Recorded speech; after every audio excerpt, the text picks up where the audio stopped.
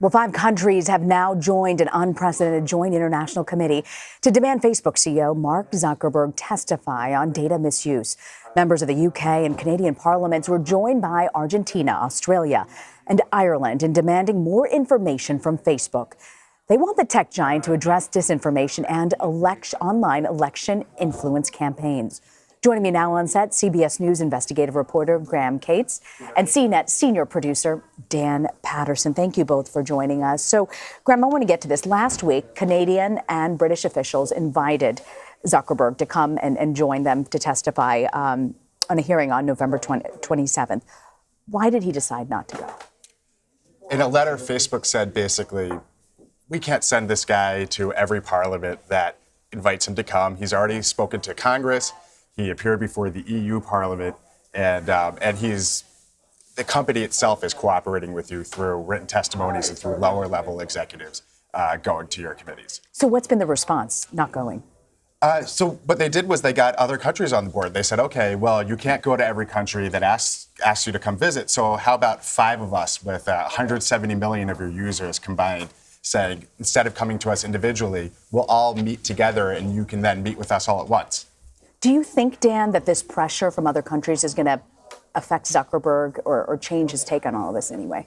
Well, it certainly will impact Facebook, whether we hear about it or know about it or not. This is a multinational coalition that has asked a very serious question and would like answers for their citizens. We may not hear about it or know anything other than a spokesperson's statement, but it is almost impossible to conceive that internally at Facebook they see something as serious as this as anything other than a matter that they have to address. So, Graham, these 5 countries have banded together. They say they're very unhappy with this disinformation campaign. They want something done. What are their real big issues for it? Can you walk us through these countries and what they're worried about? Sure. What's really interesting is that they all kind of have their own individual problems that they're trying to sort through with Facebook. The 2 that are kind of the most intimately connected are Britain and Canada. And Britain is looking at the use of scraped data from Facebook to influence the Brexit and actually also American elections in 2016. And Canada is looking at one of its company's roles in that. It's called Aggregate IQ, and it worked with a kind of an infamous company now called Cambridge Analytica that was based in London and New York. But Argentina, Ireland, and Australia have really totally different things that they're looking at. Argentina started looking at Facebook after reports of cyber attacks and trolling of journalists, which I think is pretty cool. Yeah. Ireland started looking at Facebook more closely after a local TV investigation showed Facebook moderators kind of ignoring posts that included violent imagery or hateful content. And in Australia, there's actually a whole bunch of things Australia is interested in Facebook about, but one major issue is reports of Facebook sharing Australian users' data with Chinese corporations. You know, Dan, we keep talking. I feel like we have you guys on. We talk about disinformation campaigns, issues with elections, hacking. When you talk about Facebook, though, is there anything that really can be done with the disinformation campaign? There are things that regulators and that Facebook themselves are trying to do, but I'm not sure that actually answers your question. Look, we see Mr. Zuckerberg routinely called in front of various committees.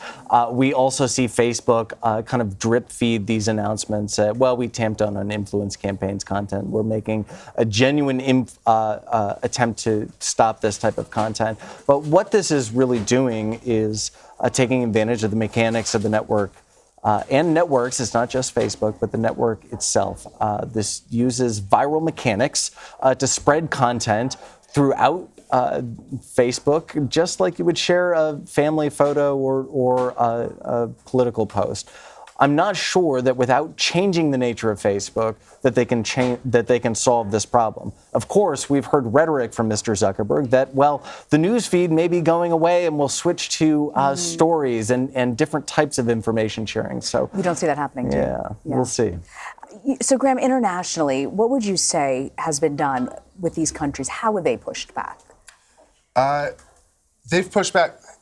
They've pushed back with their own investigations and their own efforts to kind of get Facebook to get involved in the issues that they say have affected their elections or in one case, their journalists.